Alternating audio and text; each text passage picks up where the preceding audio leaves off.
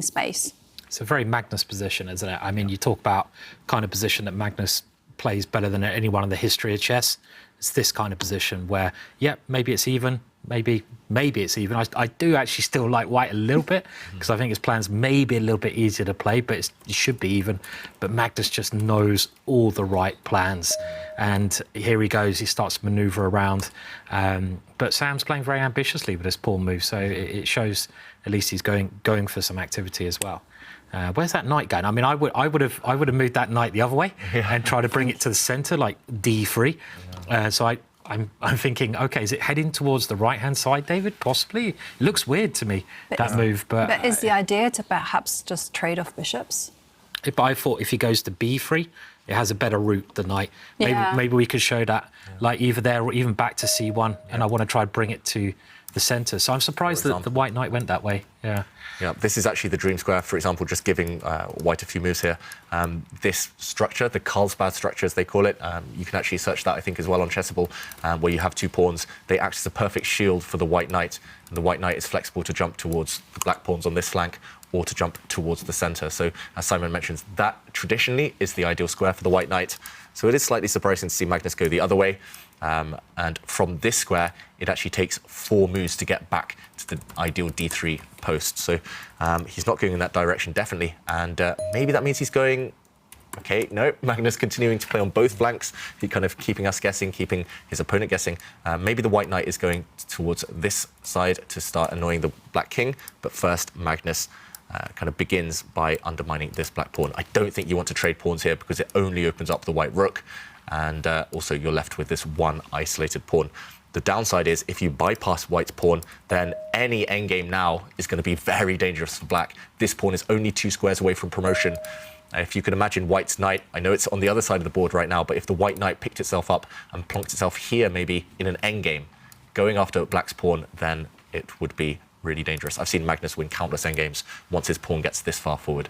So, yeah, Magnus teasing us, teasing his opponent, maybe going for the black king, maybe going for something on the queen side as well. We will see. For Sam, he needs to find an active plan. Black's pieces are nicely centralised, but what to do next? That's the big question. Yeah, will Magnus even go for the attack? I mean, I'm looking at moving the f-pawn at the right moment. It looks, I don't know, it looks a little bit odd, but, you know, when you have weakened your king, as black has done, you should always try to look at the targets over there and see how you can open up the position. So if I was white, I'd be looking at trying to use a lever. Levers, we've seen them before. We saw Prag use the lever against Magnus when he used the g-pawn, and maybe we can just highlight that pawn at some point, potentially coming forwards. I mean, it looks a long way off, but maybe we could go f4 and try this move. You need to prepare it, but maybe this pawn forward or harry the h-pawn forward just to undermine this stronghold for black. I was actually going to ask you about this move. As you know, this kind of gives an opportunity to trade off a bishop for the knight. What do you think?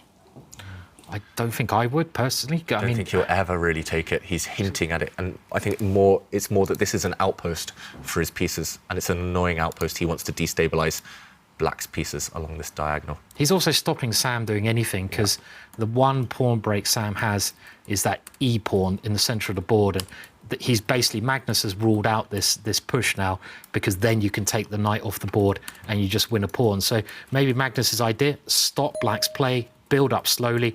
OK, Sam's trying to build that move up again there with his last move, but if you can stop your opponent's counterplay, well, it's half of the way to winning.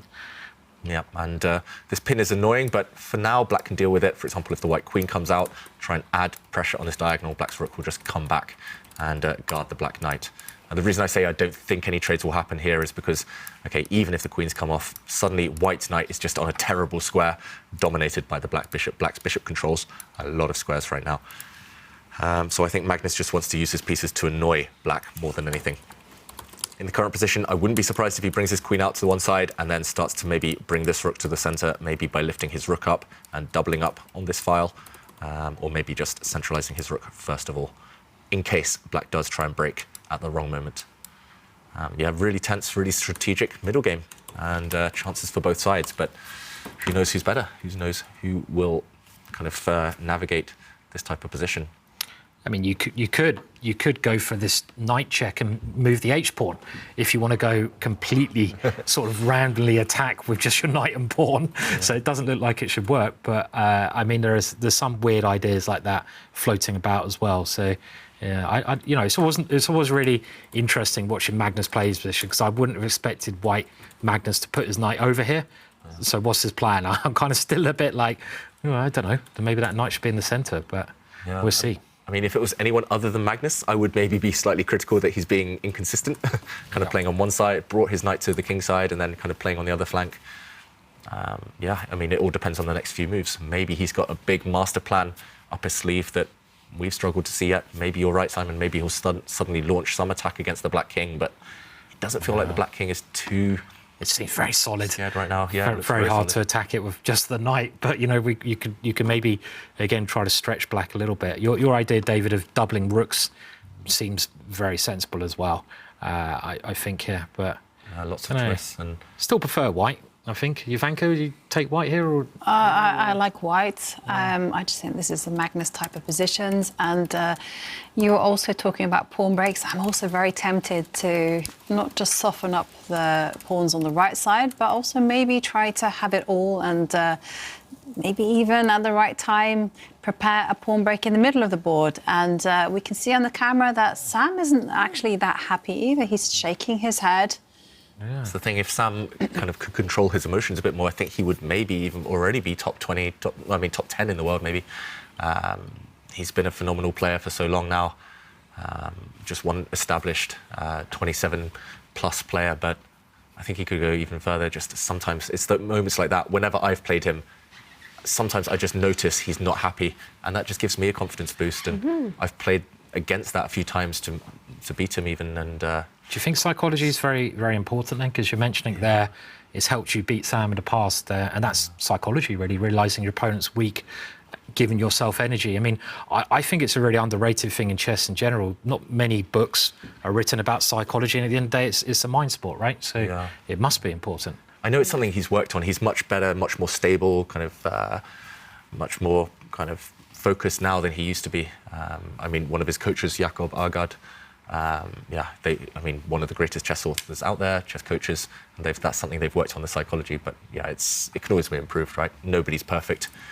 Nobody's completely oblivious to all external factors.